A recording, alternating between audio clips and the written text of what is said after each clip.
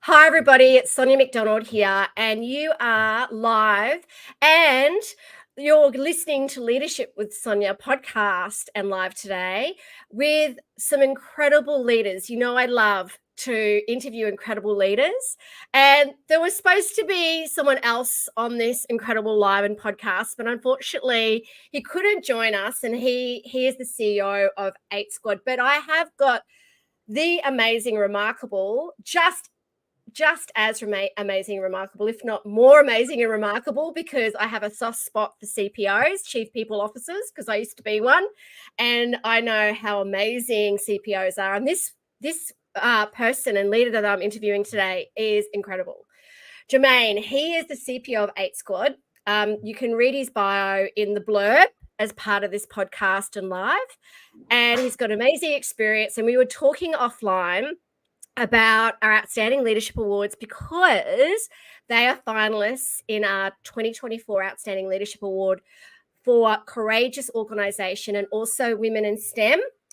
And we were talking about his philosophy and how he sees leadership and how he's so dedicated to leadership, but also he's also got a new hat on as a leader, as a new dad of a beautiful daughter. He was showing me a picture of her and she is just gorgeous. So that's another leadership hat that he's wearing, and the most important leadership hat of it being a new parent. But Germaine, welcome to Leadership with Sonia. How are you today?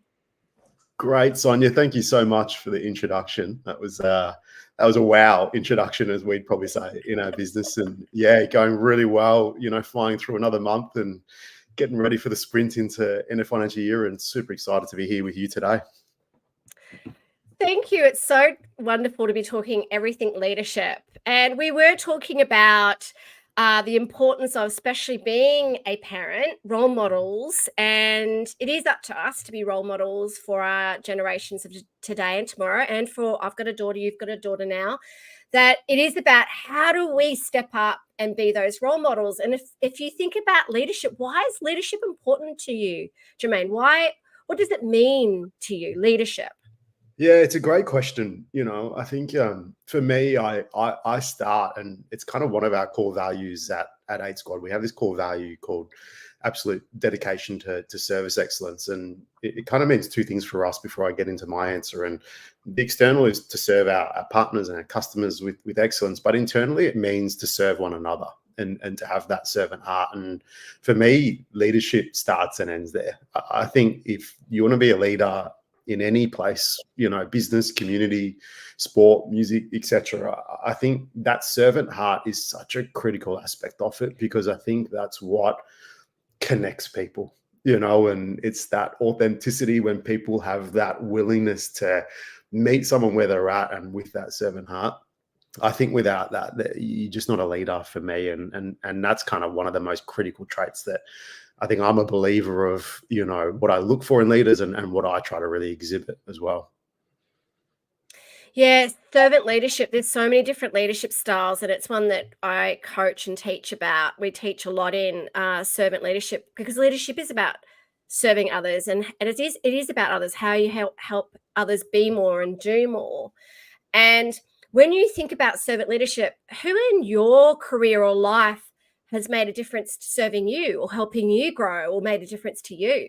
Yeah, I think I'd probably start with my mum and dad. So, they were immigrants from Sri Lanka with a 15-month-old kid, which was me, when they moved to Australia and left, a country that was pretty war-torn at the time, and, left that to come to a country with, the story goes, a couple of suitcases and about $150 in their pocket. And that decision was around giving me an opportunity and a life and an education. And I think I reflect back on that time of, dad working when he first moved here, going to night school, having an hour's sleep, doing it the next day, mum working 3 or 4 jobs, and building a life, but then also subsequently a future, etc. And for me, that was, I think now as you hit your mid to late 30s, the ultimate servant leadership, of serving one another, serving their child at that time, to go, hey, you know what? we'll do what it takes to give our child and our family an opportunity here. And so, yeah, I think for me, the greatest example I can have is my mum and dad. Absolutely. Wow, they do sound amazing. The things, the things we do, the courage that we we have when it comes to building a new life. I could imagine, gosh, you learnt a lot about courage during that time. And so tell me about your journey. So you came here when you were 15 months old. Yes. Your parents showed so much leadership and courage. How did you get to where you are today? Like, what made you get into the world of, now you're the chief people officer of this Yeah. incredible tech company. So tell us a little bit about your story. Absolutely. I think look, as a Sri Lankan, there's a big community culture for us, and family is massive and kind of the be all and end all. But within that, how you kind of serve one another but take responsibility as well. And I think being an only child, of my mum and dad, and being around so many uncles and aunties, it was often sort of thrust upon me that, hey, you got to take ownership. Mum and dad aren't home. You got to be able to look after yourself, look after things, and etc. And serve the community. Be there for your cousins, etc. Make sure that you're setting the example. And so, from a really young age, there was this constant reinforcement of the behaviors that you exhibit towards your elders and towards your youngers, the example that you set, for your younger cousins, etc. And the way that you carry yourself, when you're going through your schooling and, sporting, etc. And so I think from a really young age, it was something that was drilled into me by my parents, that sort of behavior and that example that you said. And my dad's big on, if you give your word, you follow through on that. You don't need to sign anything. And so naturally, I think as I evolved through school and playing sports, I was probably lucky enough to be thrust into a lot of leadership roles through my life, whether it was sort of being the cricket captain or house captain at school, etc. And so it just felt like something that evolved and always came naturally, I think, to me. And I think when I look at the examples that really tested it, I've probably had two life examples that I think have been the fire that's probably allowed me to get to where I am. And one of those was, about 7 or 8 years ago, I went through something called GBS, Guillain-Barré, which I was paralyzed from the waist down, and including my arms as well. Essentially just had gone to work that day and, wasn't feeling well. Later that night, I was in the hospital and, couldn't move or feel below my waist or my arms, and spent 6 months in hospital as a inpatient, working through rehab, trying to get back to standing and walking again. And managed to work through that situation. And actually, a couple months after coming out of hospital, I did a 210K bike ride for cancer to raise money.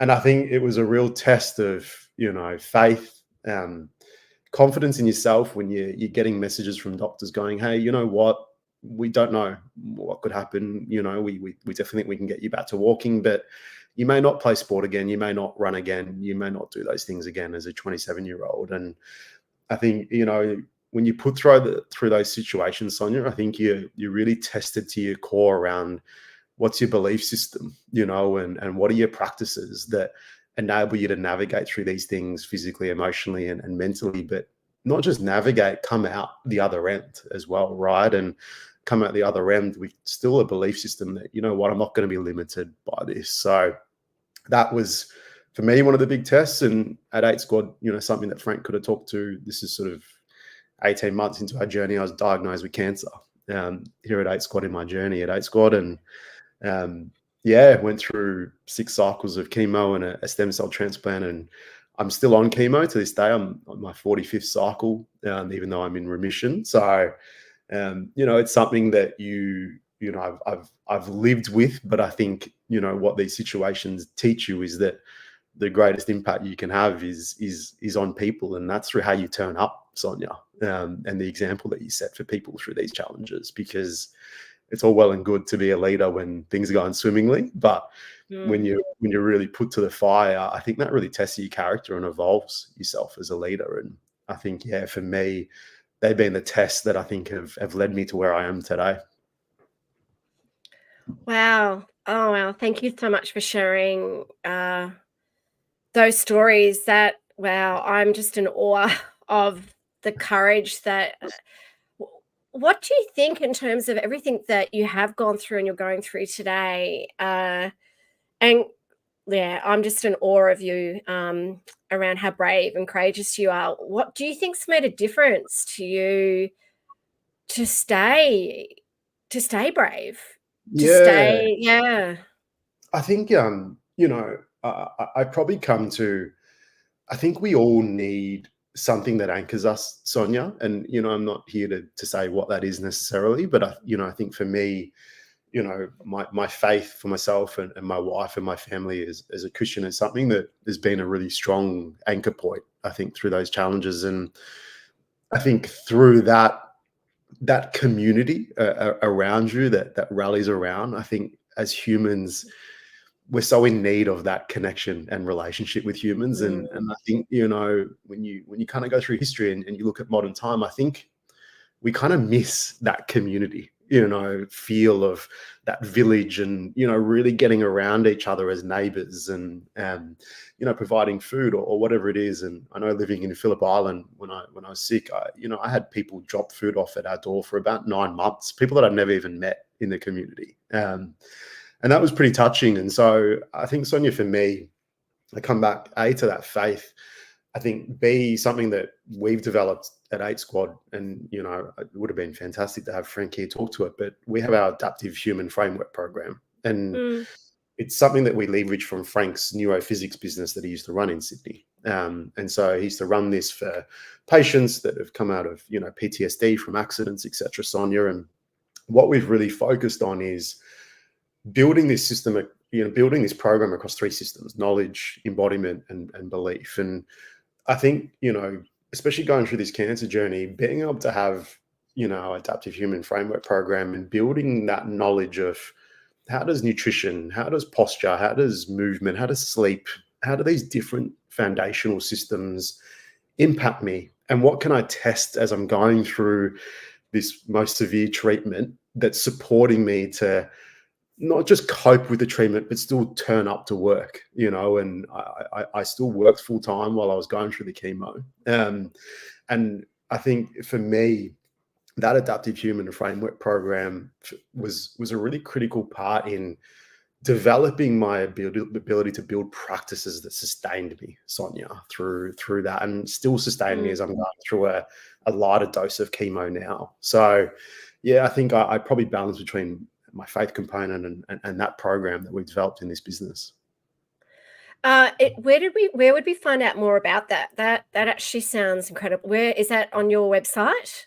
Yeah, so look, we have a little bit of detail on the website, but it is something that we are now kind of releasing to customers. We're actually sort of in conversation with Salesforce around potentially releasing it to their staff as well now, as a development program. And so for anyone who's interested, please come and have a chat to us. We'd love to take you through kind of what we've developed here as a program. It's very much focused on how we develop high performance, but how we do that sustainably, Sonia, because I think the problem that Frank and I think really kind of recognized before we launched 8 Squad is, and I think, Sonia, you're super aware of this, having come from, a similar background, is there is a problem that exists in corporate, and that problem is human erosion.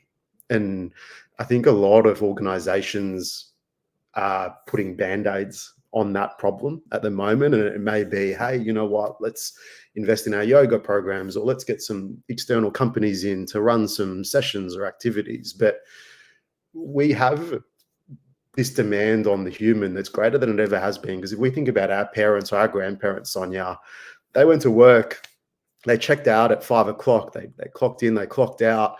They didn't have a laptop. They didn't have mobile phones bugging them at home. There wasn't emails coming through to them. There's no social media. And so there was this real disconnect between work and family time. But now, as I think professional workers in corporate, the demand on us is incessant, where we're constantly connected to technology. And so, when you look at some of the health problems that we're facing record levels of mental health. We're facing record levels of physical health issues. And so I think as organizations, we've got to recognize that we hold people in our businesses 5 days a week, and we have a responsibility to make sure that they're educated around what they're doing and how that's impacting them, not just in work, Sonia, but more importantly as humans. And I don't think we can disconnect the two anymore, right?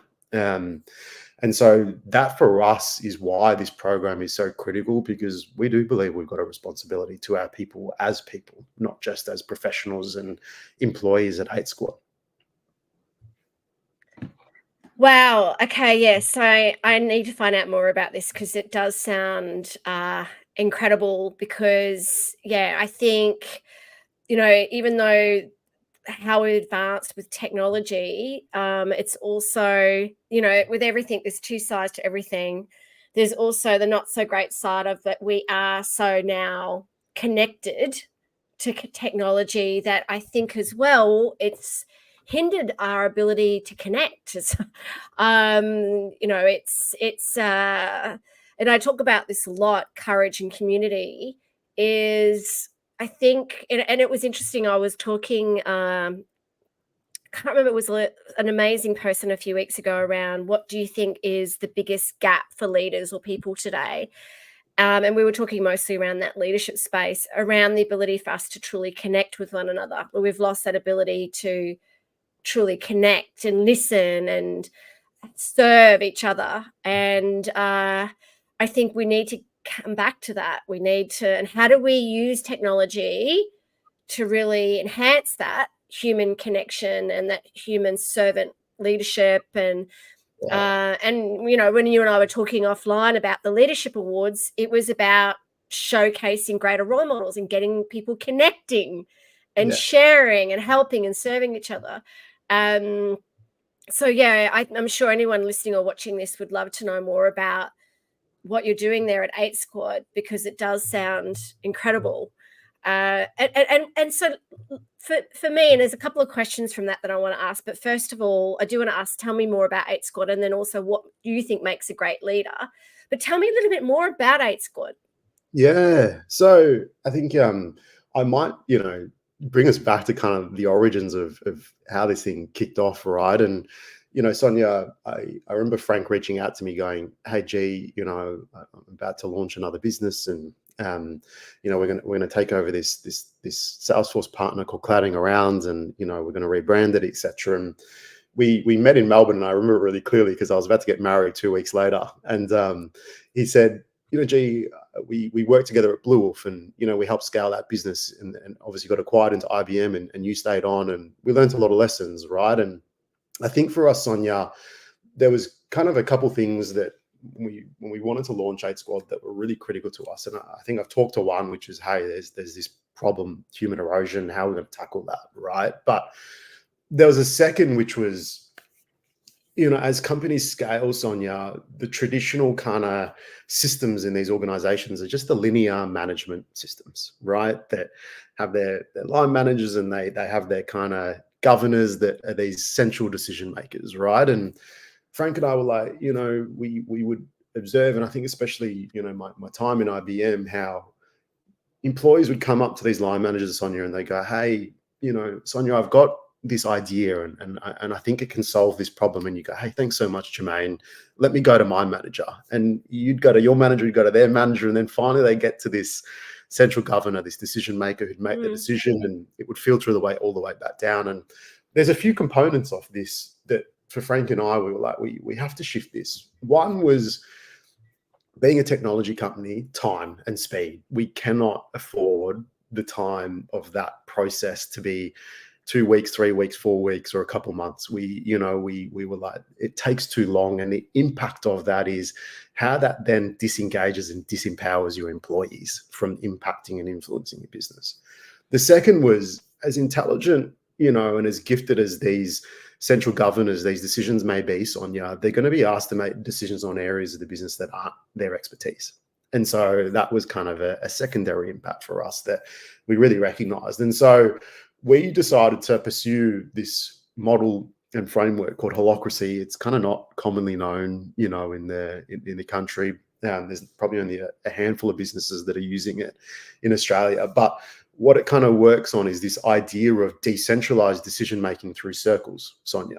And the idea is that circles have very clear domains of authority. So if we think about a people circle, for example, you'd have domains of authority around recruitment, visas, HR policies, etc. And that circle then would have, a circle lead who gets given ultimate decision making over those domains that sit there. And then there's a bunch of people who perform roles. So while you might have a HR consultant or a people and culture consultant as a job title, Sonia, there's about 20 different roles within that job title. Yeah. And so what Holacracy does is it actually captures those granular level roles and accountabilities. And so every person in the business will hold multiple roles, but what it allows is, as the business scales, you can continue to create circles that serve your business, and each circle will have its designated circle lead who's given authority and decision-making over that circle.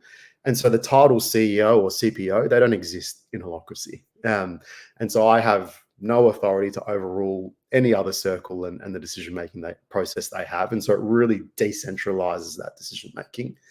But the beauty of it is that every person has a role in a circle. And so every person has the ability to bring up an item, attention, whatever it is, and see that actioned in the meeting into a new policy, into a new role, into a new accountability. And so it really kind of empowers all of our people at all levels of our organization, allows for that speed of decision making, but more importantly, allows for clarity around who owns what and who's accountable for what.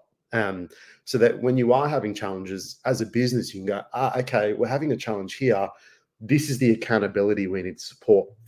And so this is a really important decision for us that we pursued as a business, and something that we've rolled out over the last kind of 5 years and gone through iterations, Sonia. And I think I'm pretty proud to say over the last 18 months, I think we've really hit our rhythm, with Holacracy in this business.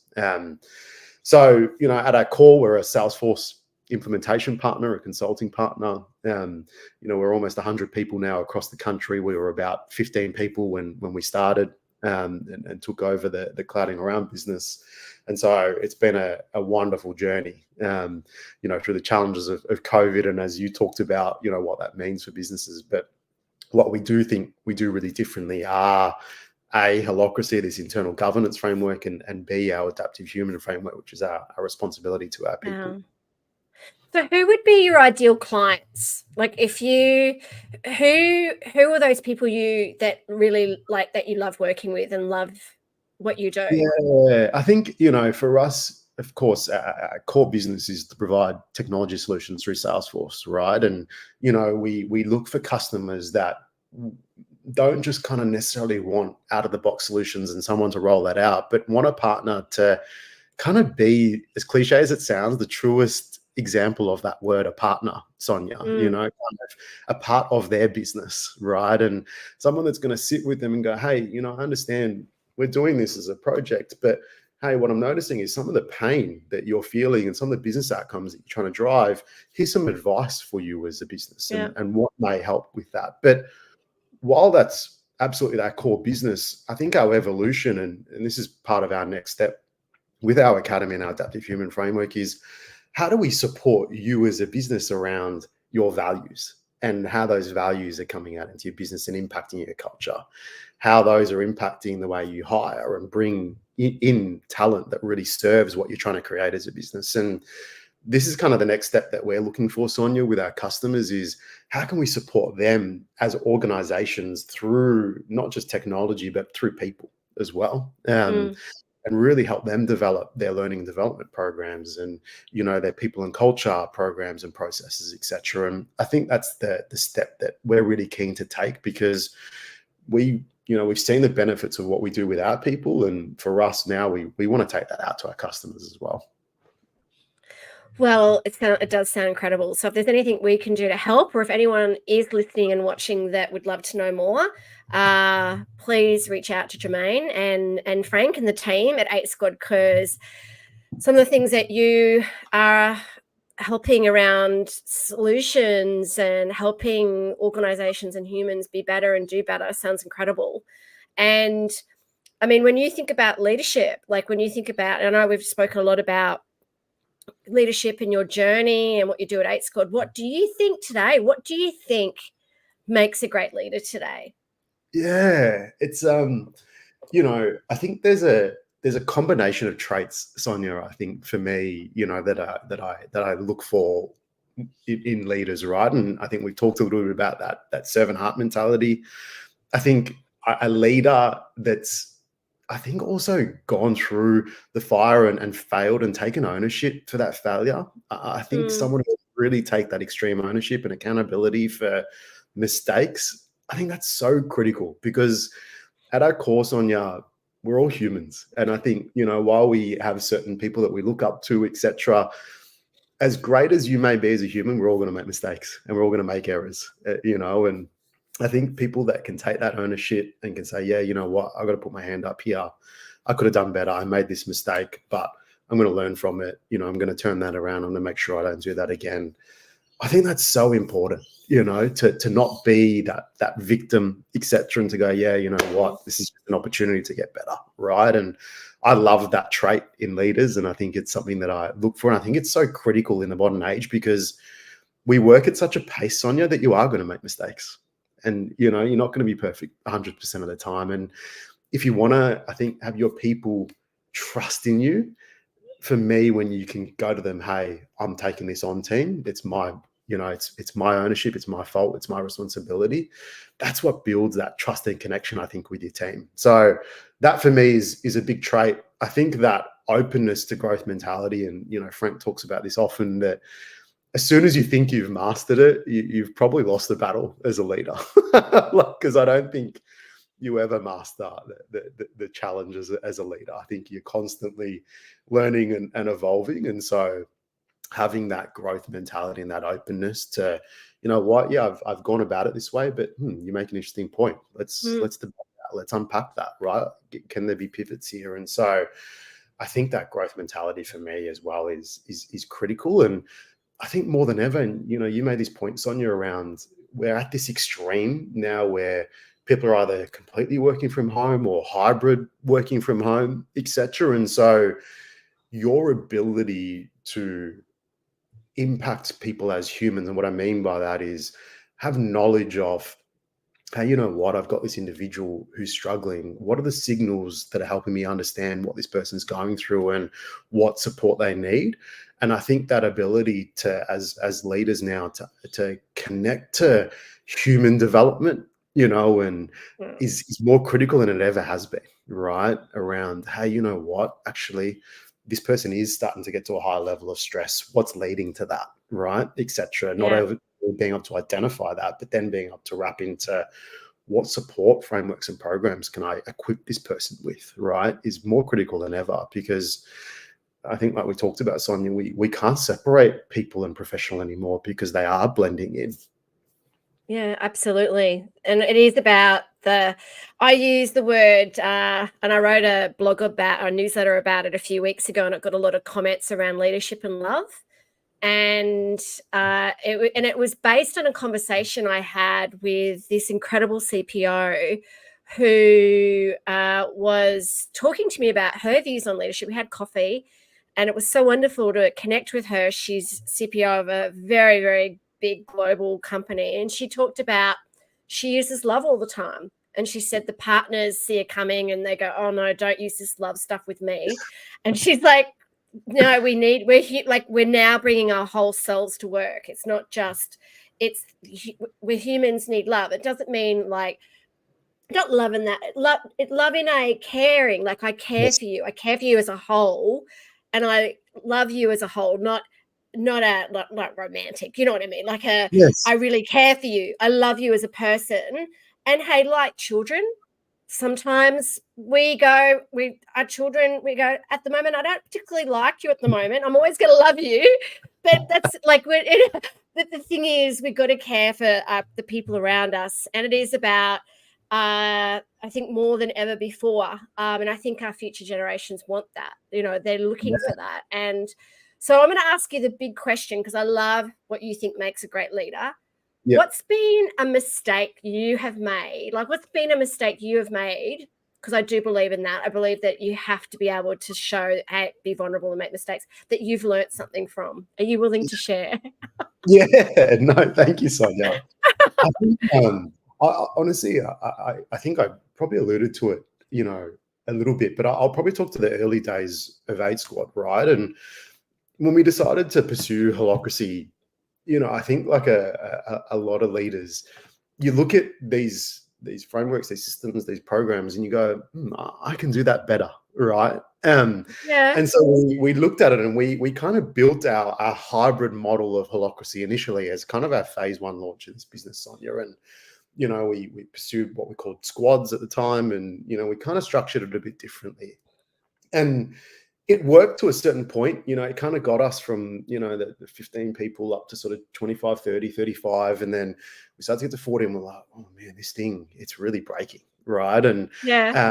it was a really humbling experience to go, you know what, sometimes you don't know better and you can't do it better than these companies that have created these frameworks and these programs. And it was a really humbling experience. And, we had to come back and go, you know what, like, got to put a hand up. No, we didn't know better. We got it wrong. Like, because it actually wasn't the way we had kind of adjusted it. It wasn't going to help us scale into the 60, 80, 100 people. And so, we went back to Holacracy 1 and we said, no, guys, we're all in. We're doing this 110%.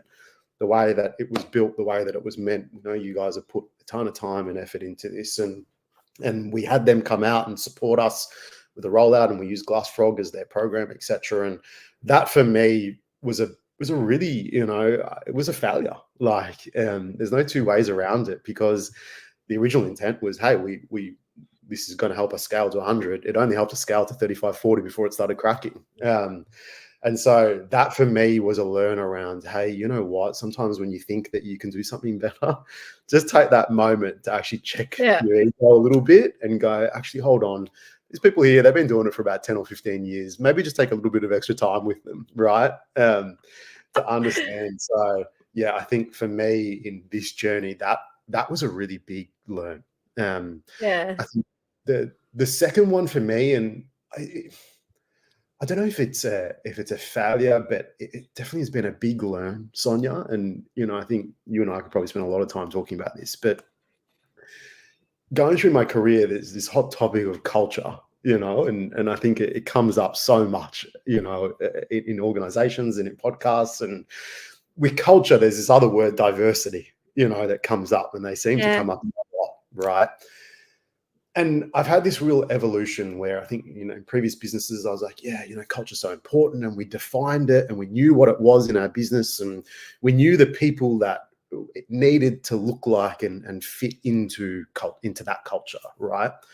But I think coming to Aid Squad, and it's been a real pivot for me, Sonia, and a real learn, is that actually culture for us, we landed in this spot that should actually never be defined, because we never want to exclude people based on culture. And the reason that we say that, Sonia, is that we have our values, and yes, we will exclude people on our values, but we will never exclude on culture, because true diversity means that actually, if I'm interviewing someone, Sonia, I might not necessarily connect with them or have that vibe or that personality, bouncing around, but it doesn't mean that person doesn't have value for your business, because what you got to come to is, does this person have skills that are valuable for the role that we're looking for? Do they align to the values? And that's all you need to tick off, because then as each person comes in, and if we think of culture as this big melting pot, each person comes in, that culture pot should continually evolve and change. And for me, that's true diversity then, because you got a bunch of people that are going to have very different thought processes, experiences, skills. And that's going to cause that tension rub, because they don't necessarily vibe with each other. But that's diversity in your business. And that's where you're going to get creativity and innovation in your business, right? Is through that tension rub. Because then what you're still getting people to adhere to is values. Guys, we still, are we before me. We're still chasing personal mastery. We're still serving one another, right? But it's okay to debate and to have this tension rub. And I think that's been another really big learn for me in my people journey, Sonia, is how to look at culture and diversity a little bit differently. And I think it's a common misconception out there that, oh yeah, we've got this culture and it looks like this, but actually if you're saying that people need to fit this, then you don't have diversity, Sonia, anymore, right? Yeah. They're kind of just this little bucket, right, of traits. So yeah, that for me has been a big evolution and learn as well. Oh, I love that. I love that. Yeah, I'm a big one around values alignment, which I'll talk to you about another time offline about how passionate I am around that, around hiring people. Yeah, definitely for skills and attitude and values alignment. But sometimes it's great. Isn't I remember one of my greatest hires, or someone that I brought on board, a number of years ago. She didn't tick all the boxes of what I needed with the skills, but she had this values alignment to Leadership HQ and this great attitude. And I thought, you know what, I could teach her. Like, she ticks a lot of the boxes, but you know what, her values alignment means a lot more, and she's ended up being an absolute star. So Yeah. it's I love those learnings. So I could talk to you forever about so many things, but I would love to know just a couple of final things. Yes. So thank you for you were showing me a picture of your darling daughter. If there was like one piece of advice like you would give her as she's growing up to be, whoever she's going to be one day, right? Or whoever she's going to stand for, or who she is, what's that piece of advice that you would love her to hold on to from her dad when it comes to leadership?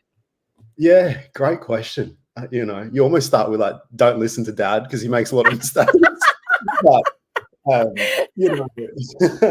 I think look, I loved my piece from my dad around your word is your bond, and I think it's something that we've gotten to this generation of things need to be signed and contracts and all that sort of stuff to hold us. But I kind of love that, Sonia, from my dad, and it's something I really tried to adhere to. Is you know what, like, you give your word, you follow through on it, and you make sure that you execute against what you said you will do. And that, I think that's a massive one for me. And I think the one that I've probably learned, and I think it's been exacerbated by the health challenges, is that the greatest impact you can have is with people and how you make them feel. And so, I think that for me is a golden piece of, people don't remember so much what you do and, the things that you've done for them. They remember how you made them feel, and I think the memories that you create with them. And I think that would be probably the thing that I pass on to Gabriella. I love that. It is about, I actually put a post about that last week, actually, about people don't remember what you said or did. They remember how you made them feel. And it was around poor leadership. Yeah.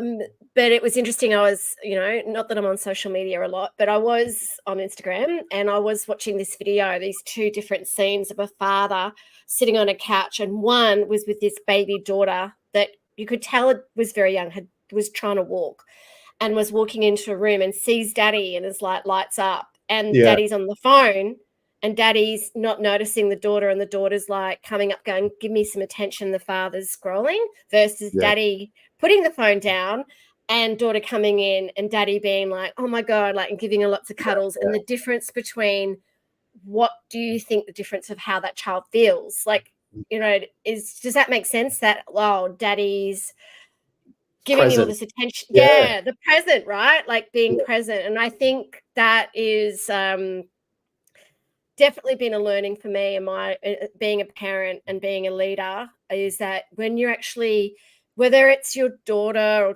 or even someone at work, that they're going to remember how you made them feel. Are you caring and listening and showing that connection and love, or are you on your phone, just hurry up, that being present is the greatest gift. So if you can, I think that's a great point, Germaine. And I think even more so in business now, Sonia, right? Like, because we are virtual so much of the time. And so you're getting, whether you've got Slack or another direct messaging platform, or you've got notifications coming to the top right-hand corner of your screen and emails coming through, your phone going off. When you are on video calls, staying present with the people on that call it's huge, right? For you people to feel like, oh my goodness, this person's respecting my time, and they're really here for me, to your point, to listen, to what I've got to say, etc., and not distracted doing other work or responding to other messages, etc. So I love that, Sonia. I think it's great. Yeah, me too. Yeah, thank you. Everything you've said today is so wonderful. I could talk to you for hours. But it's so wonderful to see the incredible work you're doing and seeing your incredible journey, your courage. You're an inspiration to me, and I know lots of people that are listening and watching. And also congratulations for being finalists in our Outstanding Leadership Awards, because I can see in spades that you are such an incredible organisation and incredible leaders within your organisation. So thank you for being wonderful role models. And before we sign off, and thank you everyone for listening, is there anything else that you'd love to say finally to everyone listening today, to your wisdom and guidance? Oh, thank you, Sonia. I think, look, thank you for, giving us the privilege and honor to have a voice out there with you. And I think thank you for the work that you're doing and the awards that you're creating. I know we talked about this before we launched, but, we really loved the uniqueness of the awards you're creating. And, for us, it was the first time as a people-based team we decided to pursue awards because of the uniqueness of them. Yes, most courageous organization and team, and, the descriptors in there of how you're representing your values and kindness. And that meant a lot to us as a business, because it's what means a lot to us in this business. So we think you're doing a fabulous job with what you're trying to represent out there. And so we'd really encourage people, get around this, support Sonia and the team at Leadership HQ. And we're looking forward to a wonderful night of getting to meet plenty of people up in Sydney in a couple of weeks.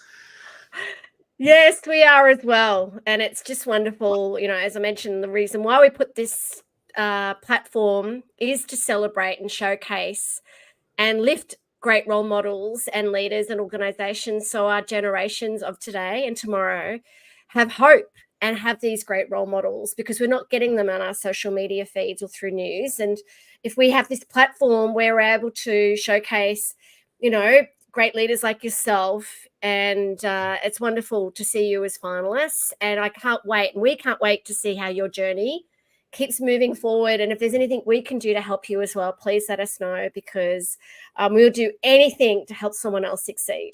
So thank you so much for being on the podcast and live today. And amazing to talk to you. Thank you, Sonia. Really appreciate it. And a little shout out to our 8 Squad team, because we're not here without them. So they're the true heroes that make this happen. So thank you for having us. Thank you for having me, Sonia. Anytime. You're more than welcome to come on another live or podcast again. But shout out to 8 Squad, and make sure you check out their work at 8 Squad. So if they were to contact you, we can contact you through obviously LinkedIn, but also your website, which is. Yeah, so our website, you can jump on Google, just type in 8 Squad. But if you want the direct link, I'm actually just typing it in myself now to get you the direct link. Okay, great. It's 8squad.com.au. So it's the number 8 and squad.com.au. Excellent. Thank you so much. And I'll make sure I repost that as well. And thank you again, Germaine. And always, everybody, stay kind and stay courageous. Thank you. Thanks, Sonia.